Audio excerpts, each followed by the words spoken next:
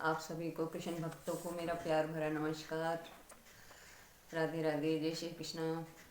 आपके सामने आज फिर मैं एक नया टॉपिक लेकर आई हूँ। आपको मैं बताती हूँ कि कौन सा टॉपिक है आज का। आज का टॉपिक है कि मेरे साथ जो दिव्य शक्ति है वो कौन सी है, क्या है, मुझे एहसास हुआ है। मैं आपको बताती हूँ। देखो, बचपन से ही मैंने भोले बाबा को बहुत माना करती थी। भोलेनाथ को इतना मानते थे कि बहुत ज़्यादा। भोलेनाथ को माना करते थे तो बचपन में मैंने फास्ट किए थे। मेरी मम्मी ने बोला था कि 16 सोमवार के फास्ट करो। मैंने किए थी। तो तब मेरी एज काफ़ी छोटी थी। उस दौरान मैंने फास्ट किए थे। तो कुछ अच्छे बुरे की किसी चीज़ की कोई समझ नहीं थी। मेरी मम्मी ने इस तरीके से बोला था कि मतलब जैसे कुछ मनोकामनाएं पूरी हो जाती हैं, हो जाएं, इसी वजह से मम्मी ने बोला था कि ऐसे ऐसे मेरे को तो समय मिलता नहीं है, मैं कर नहीं पाती हूँ, तुम करो।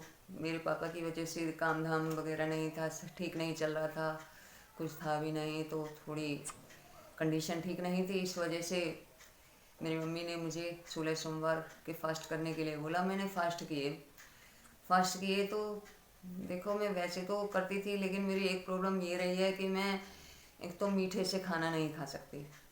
मेरी सबसे बड़ी प्रॉब्लम ये है, और आज तक भी है। मेरे को मीठी दही से खाना होता था, मीठे दही से खाना खाना पड़ता था। और वो एक भोले बाबा का प्रसाद था जो 3 हिस्सों में बांटा करते थे।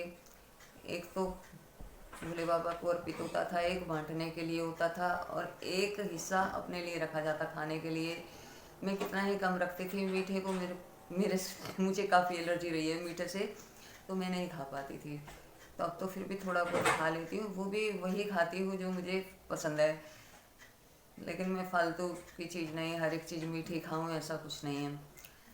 तो मैं रख नहीं पाती थी, तो मीठा जो अपना हिस्सा होता था मैं थोड़ा बहुत ही, बस एक आध चम्मच ही खा पाती। बाकी मैं कहती मुझसे नहीं खाया जाता, मुझसे नहीं खाया जाता। तब मुझे मालूम नहीं था कि ये प्रसाद की तौहीन हो रही है, क्या हो रहा है। मैं तो सच कहती हूँ, मुझसे खाया ही नहीं जाता था, और मीठे से खाना नहीं खा पाती थी।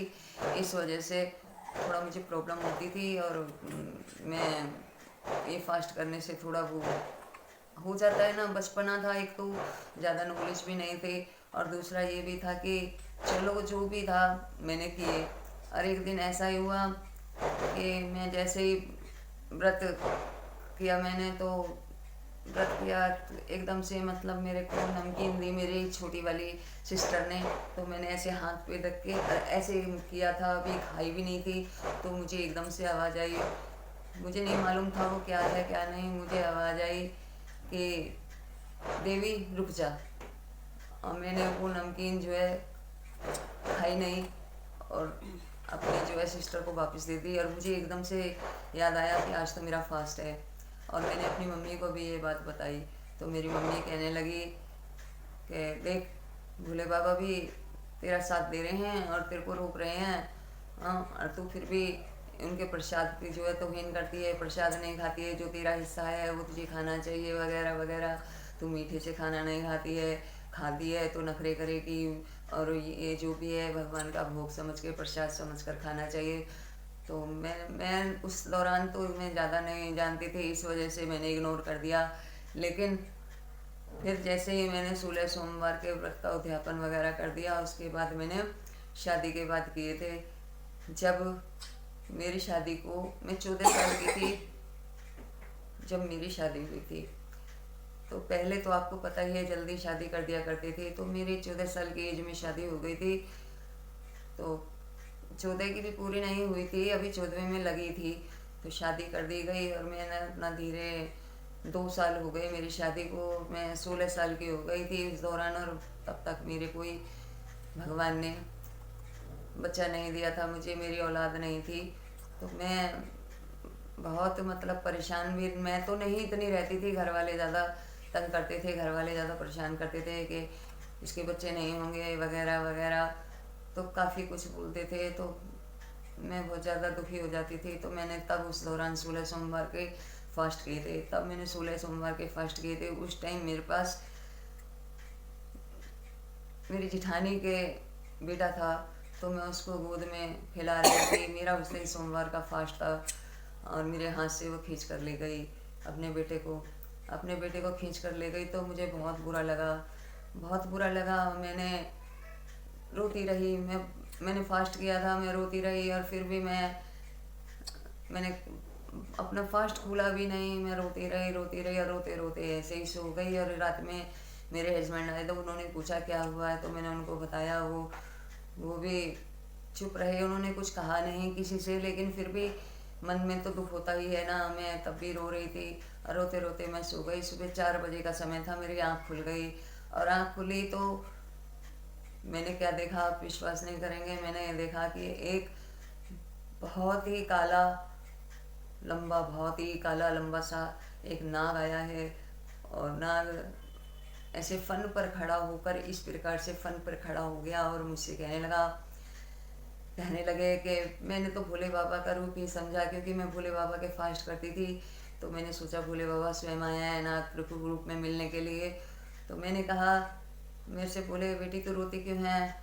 वो नाग देखता बोले, मैंने बोला क्या करूँ, मेरी कोई औलाद नहीं है और ऐसे ऐसे मेरी जेठानी जो है मेरे हाथ से अपना बेटा खींच के ले गई। तो मैं बहुत दुखी हो गई, मेरा मन बहुत दुखी है।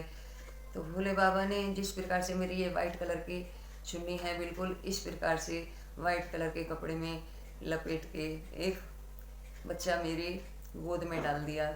गोद में डाल दिया तो मैं बड़ी खुश हो गई। मैंने कहा आपने मेरे को ये बच्चा तो दे दिया, लेकिन मैं इसको दूध कहाँ से पिलाऊंगी। तो उन्होंने मुझे आशीर्वाद दिया कि जा देवी तेरे स्तनों में दूध आ गया। तो बस इतना कहकर वो नाग देवता अंतर ध्यान हो गए। वो चाहते हुए नहीं, वो अंतर ध्यान हुए हैं। तो मैं समझ गई, मैं कहा ये भोले बाबा का आशीर्वाद है। वो भी सुबह ब्रह्म मुहूर्त में मुझे ये स्वप्न आया था।